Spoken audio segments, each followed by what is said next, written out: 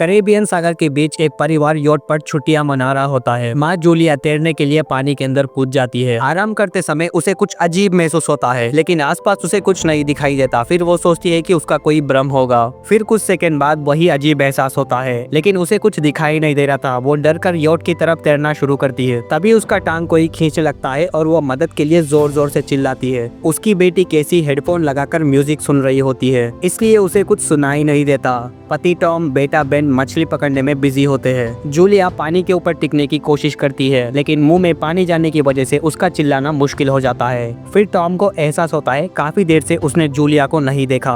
पहले वो यॉट पर ढूंढता है और फिर अपने पत्नी को खतरे में देख लेता है। अब ये देखकर टॉम पानी के अंदर कूद जाता है और जूलिया को लेकर बोट के ऊपर आ जाता है। फिर परिवार जूलिया को संभालता है और जूलिया खुद को समझाती है कि शायद लहरों की वजह से ऐसा उसे महसूस हुआ होगा। रात में सब मिलकर बेन का जन्मदिन मनाते हैं। कैसी को उसका बॉयफ्रेंड का कॉल आता है। फिर वो लैपटॉप लेके बाहर चले जाती है। वीडियो कॉल में उसका बॉयफ्रेंड दिखाता है कि शहर के ऊपर काले काले बादल छा गए हैं। फिर कॉल फ्रीज होकर कट जाती है। कैसी ये बात परिवार को बताती है। फिर टॉम बोलता है शायद जमीन से दूर होने की वजह से सिग्नल कट गया होगा। तभी सबको एक आवाज सुनाई देती है। वो लोग बाहर जाते हैं। फिर देखते हैं कि व्हेल मछलियों का एक समूह वहां से गुजर रहा है। टॉम समझाता है व्हेल मछलियां हमेशा पृथ्वी के मैग्नेट फील्ड को फॉलो करते हैं। अचानक यॉट जोर से हिलती है और बेन गिर जाता है। टॉम को यह डर होता है कि यॉट को कुछ नुकसान न पहुंचे, इसलिए वो पानी में कूदकर नीचे चेक करने चले जाता है। कुछ देर बाद वो फिर से वापस आता है, लेकिन उसके कंधे पे एक बड़ा घाव हुआ था और जूलिया उसको जख्म सीती है। फिर टॉम बताता है पानी के अंदर उसे ऐसा लगा कोई बड़ा जीव उसके पीछे था। जब वो पीछे पलट के देखा तो अचानक ये घाव लग गया। कहता है जो भी चीज थी बहुत बड़ी थी। अब ये सब देखकर वो मदद बुलाता है। जूलिया बार बार रेडियो पर कोशिश करती है। कैसी फोन पर सिग्नल ढूंढती है, लेकिन कुछ भी काम नहीं करता। कुछ देर बाद यॉट पूरी तरह बंद हो जाती है और समंदर के बीच में ये लोग फंस जाते हैं। जूलिया रेडियो पर एक आवाज सुनती है, लेकिन आवाज इतनी खराब होती है कि उन्हें कुछ समझ ही नहीं आता। टॉम उन्हें बताता है कि उनके पास सिर्फ 4 दिन का खाना पानी बचा है। अब इनको मछली पकड़ने वाले कोई नाव का इंतजार करना होगा। अचानक रडार पर कुछ डिटेक्ट होता है। परिवार को एक अजीब आवाज आती है। जब वो बाहर निकल के देखते हैं कई सारे उल्कापिंड नीचे गिर रहे हैं। जहाँ जहाँ उल्कापिंड गिरते हैं वहाँ पर बड़े धमाके होते हैं। एक उल्कापिंड पानी में उनके पास गिरता है तो टॉम तुरंत यॉट को चलाने की कोशिश करता है। इंजन बड़ी मुश्किल से चल रहा था, तभी एक उल्कापिंड उनके पास हिट करता है। अब ये देखकर वो लोग काफी ज्यादा डर जाते हैं। तभी टॉम को समझ आता है कि ये जो आग के गोले गिर रहे हैं ये उल्कापिंड नहीं बल्कि सैटेलाइट्स है। उसी वक्त बेन देखता है कि यॉट से धुआं निकल रहा है। टॉम चेक करता है और कंफर्म करता है कि इंजन खराब हो गया है। हवा तेजी से चलती है। तभी पूरा परिवार यॉट के अंदर चले जाता है, बिना ये नोटिस किए कि कॉम्बॉक्स काफी तेजी से घूम रहा है। तेज लहरें यॉट से टकरा रही होती है। टॉम स्ट्रगल करता है और बाहर जाकर सबके लिए लाइफ जैकेट्स ले आता है। उस वक्त बेन नोटिस करता है कि जूलिया के नाक से खून आ रहा है। जूलिया को चक्कर आने लगती है और केसी वॉमिटिंग्स करती है। टॉम रेडियो ट्राई करते रहता है, लेकिन सिग्नल नहीं मिलता। अचानक एक तेज हाई पिच्ड नॉइस आती है। हवा और भी तेज होने लगती है। जूलिया दरवाजे बंद करने की कोशिश करती है, लेकिन एक हेल्च खुल जाता है और हवा खिड़कियां तोड़ने लगती है। टॉम एक फ्लेयर चलाता है। फिर थोड़ी देर बाद पूरा अंधेरा छा जाता है। अगली सुबह फैमिली शॉक में उठती है कि वो लोग बच गए, लेकिन यॉट आदि तबाह हो गई होती है। जब वो बाहर आके देखते हैं कि पूरा समंदर का पानी गायब हो गया है। अब यॉट जमीन पर अटकी है। सब ये देखकर शॉक हो जाते हैं। केसी सिग्नल चेक करने लगती है, लेकिन नेटवर्क बिल्कुल ही डाउन होता है। बेन 2 मरे हुए खेकड़ों से खेलने लगता है। टॉम कॉम्पैक्स चेक करता है और देखता है कि ये पूरा उल्टा हो गया है।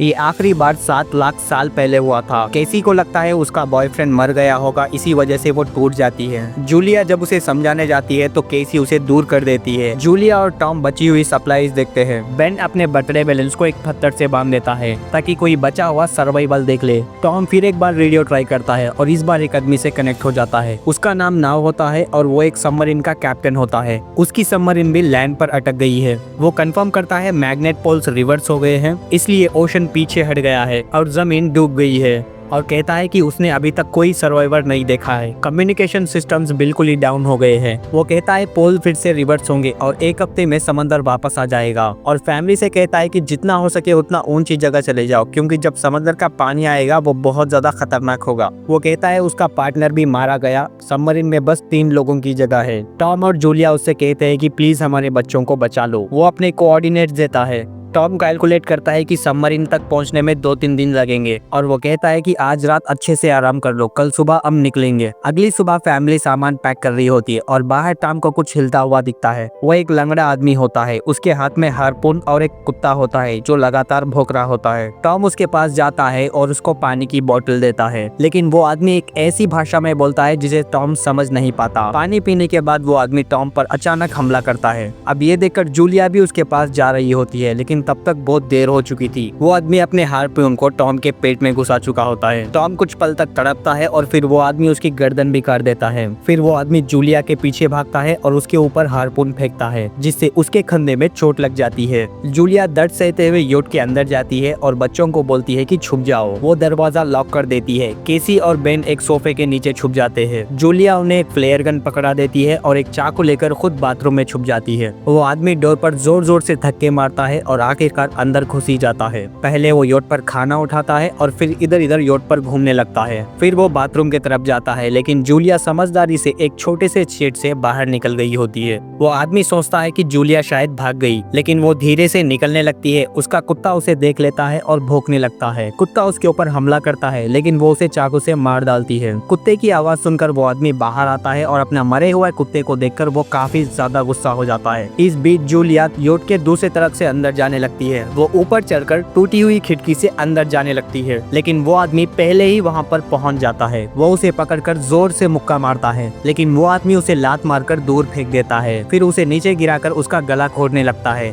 और बच्चे ये सब कुछ देख रहे होते हैं। केसी बाहर निकलकर फ्लेयर गन चलाती है, जो कि सीधा उस आदमी को लगती है। वो जल उठता है और योट पर आग फैलने लगती है। फिर जूलिया मैप और बैग उठाते हैं और वहाँ से चले जाते हैं। बेन और केसी अपने पापा के पास जाकर रोने लगते हैं और जूलिया भी वहाँ पर आकर आंसू बहाने लगती है। तीनों आखिरी बार अपने पिता को अलविदा बोलते हैं। तभी वो डरावना आदमी फिर से आ जाता है। अब इसको देखकर वो तीनों भागने लगते हैं। कुछ ही देर में पूरी योट ब्लास्ट हो जाती है। थोड़ी दूर चलने के बाद वो लोग एक छोटे से झरने के पास रुकते हैं ताकि थोड़ा आराम कर सके। कैसी सोचती है कि शायद वो पागल आदमी गुब्बारे देखकर हमारे पास आया था। अब ये सुनकर बेन ये सभी का जिम्मेदार वही मानने लगता है। जूलिया उसे समझाती है कि इसमें उसकी कोई गलती नहीं थी और सबको आगे बढ़ने के लिए कहती है, क्योंकि वो आदमी उनके पीछे ही था। रास्ते में एक छोटे से तालाब के पास बेन हैमरहेड शार्क देखकर हैरान हो जाता है। तभी जूलिया नोटिस करती है कि वो आदमी उनके करीब पहुंचने वाला है। सब लोग दौड़ पड़ते हैं और एक रेत के टेले से नीचे गिर जाते हैं, जहां पर उन्हें जहरीला कचरा दिखाई देता है। फैमिली सावधानी से उसे पार करती है और उनको लगता है कि उन्होंने उस आदमी से पीछा छुड़ा लिया।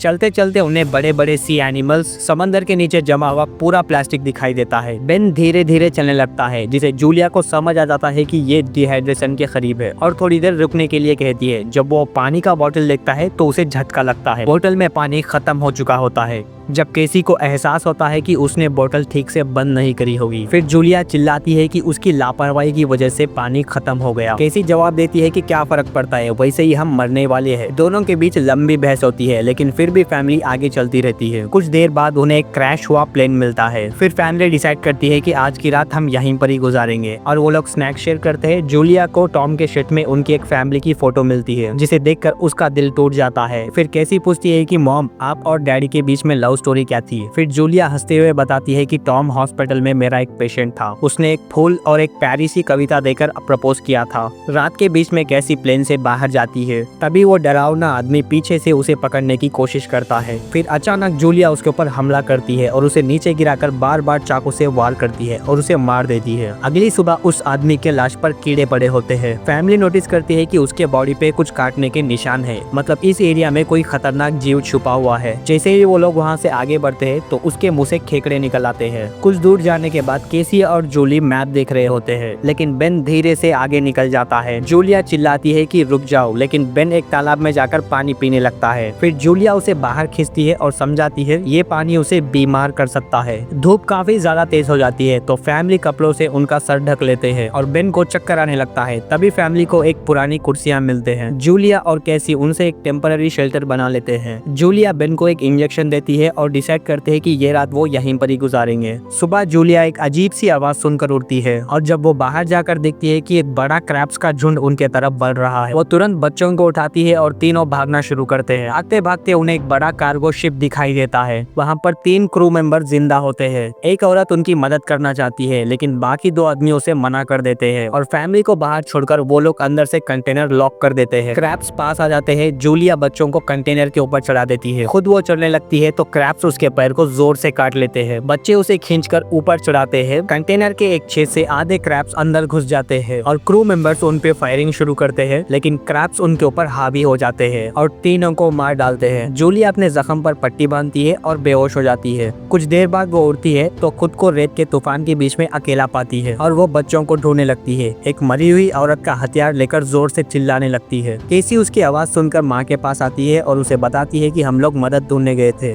फिर उन्हें एक खुला कंटेनर मिलता है जो कि ये लोग तूफान खत्म होने तक रुक सकते हैं। जूलिया टॉम का लाइटर निकालती है और अपने जख्म को जलाकर बंद करने लगती है जो कि बहुत ज्यादा दर्दनाक होता है। तूफान बंद होने के बाद उन्हें एक और कंटेनर मिलता है जिसके अंदर काफी ज्यादा पानी होता है और उनको एक रेडियो गन भी मिलती है। फिर जूलिया नाव से संपर्क करती है और बताती है कि मैप खो गया है। अब नाव फैमिली को जल्दी करने के लिए बोलता है क्योंकि उसके इंस्ट्रूमेंट्स ने कैलकुलेट किया है कि समंदर उम्मीद से ज्यादा जल्दी वापस आने वाला है और उनके पास सिर्फ कुछ घंटे बचे हैं। और फिर वो एक फ्लेयर शूट करता है। फैमिली उस तरफ चलना शुरू करती है। अब आखिरकार वो लोग सबमरीन को पास में ही देख लेते हैं लेकिन उनको वहां पर पहुंचने के लिए एक बड़ा चट्टानी रास्ता पार करना होगा। जैसे ही वो रास्ते से गुजर रहे होते हैं दीवार हिलने लगती है और पत्थर गिर रहे होते हैं। फिर अचानक एक पत्थर ऊपर से गिरने लगता है। जूलिया बच्चों को धक्का देती है और फिर वापस आ जाती है ताकि वो कुचली ना जा सके। अब उनके बीच में एक पत्थर की दीवार बन गई थी। जूलिया बच्चों से कहती है कि वो बिना उसके आगे बढ़ जाए लेकिन केसी ये नहीं मानती। अब बहुत बहस होती है। फिर जूलिया उन्हें वादा करती है कि मैं तुम्हें बाद में ढूंढ लूंगी। मजबूर होकर केसी अपने भाई को खींचकर आगे ले जाती है। अब बच्चे इसे पार कर वो सबमरीन के पास जाते हैं लेकिन वो लोग देखते हैं कि नाव खून से लथपथ पड़ा है। वो समझाता है कि उसके लिए सब कुछ खत्म हो चुका है और अब बच्चे सबमरीन ले सकते हैं, ये सोचकर कि एक एक्स्ट्रा जगह होगी। अब ये सुनकर केसी फिर से वापस से अपने माँ के पास जाती है। तभी जूलिया केकड़ों को अपने तरफ आते हुए देख लेती है और फायरिंग शुरू कर देती है। कुछ केकड़ों को वो मार देती है लेकिन झुंड बहुत बड़ा होता है, उनसे लड़ना मुश्किल हो जाता है। तभी केसी दीवार पर दिखाई देती है और अपना हाथ आगे बढ़ाकर जूलिया को खींचने लगती है। पैर में चोट होने के बावजूद भी जूलिया तेजी से ऊपर चढ़ती है और वो लोग दूसरी तरफ आ जाते हैं। तेजी से सबमरीन की तरफ बढ़ने लगते हैं। बेन पहले से ही ऊपर खड़ा होता है और फायर खोल देता है ताकि केकड़े डिस्टर्ब रहे। केकड़े नाव के शरीर तक पहुंचते ही उसे खाने लग जाते हैं और जूलिया गन उठाती है और फायरिंग शुरू करती है जब तक बच्चे अंदर चले ना जाए। फिर वो गन फेंक देती है और बच्चों के साथ सबमरीन के अंदर चले जाती है। इसी वक्त समंदर वापस आ जाता है। तभी वो सीटों पे बैठते हैं और बेंच लगा लेते हैं और एक दूसरे का हाथ पकड़ लेते हैं। तेज लहरें सबमरीन को इधर उधर फेंक देते हैं जिससे जूलिया को पूरे जर्नी के विजन दिखने लगते हैं और केसी उल्टी कर देती है और जल्दी ही वो हाई पिच आवाज फिर से आती है और फैमिली बेहोश हो जाती है। कुछ देर बाद जूलिया और बच्चे वापस होश में आ जाते हैं और जिंदा देखकर बहुत ही ज्यादा खुश हो जाते हैं। जब वो बाहर आके देखते हैं कि लहर ने सबमरीन को एक तबाह शहर में गिरा दिया है, यानी अब जिंदा रहने और नया जीवन शुरू करने का उम्मीद है। और यहाँ पर ही ये फिल्म एंड हो जाती है। और चैनल को जरूर से सब्सक्राइब कर लेना। अगर आप अभी तक वीडियो देख रहे हो कमेंट सेक्शन में रेड हार्ट सेंड कर देना ताकि मुझे भी पता चलेगा कि आपने वीडियो एंड तक देखा है।